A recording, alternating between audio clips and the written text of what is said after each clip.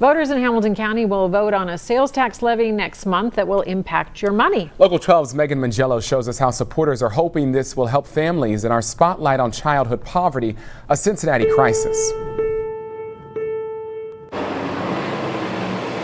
A typical day on a Cincinnati street has vehicles and buses whizzing by. It was pretty easy to use it as long as the bus was doing what it was supposed to do.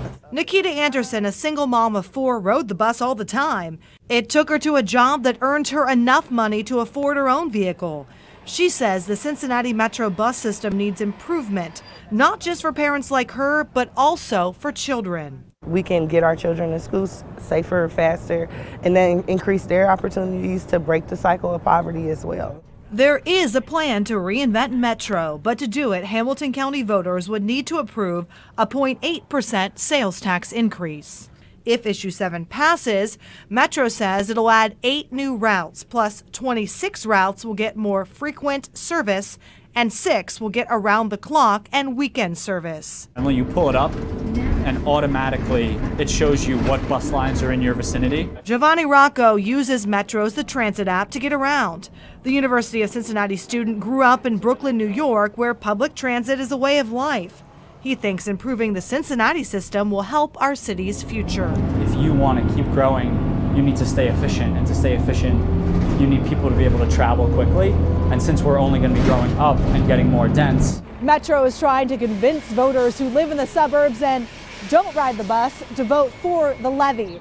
One of the supporters, Cincinnati Mayor CRANLEY, says the money also goes to support infrastructure. Issue 7 is about fixing the Western Hills Viaduct, Columbia Parkway, and every person listening to this will know other roads and bridges that they live near that need to be fixed.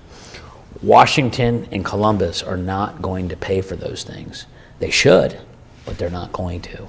But Brian Shrive, an attorney and member of Coast, a conservative group, says we already spend money to fix those problems. We pay tax after tax after tax for roads and bridges. We just raised the gas tax in Ohio to pay for roads and bridges.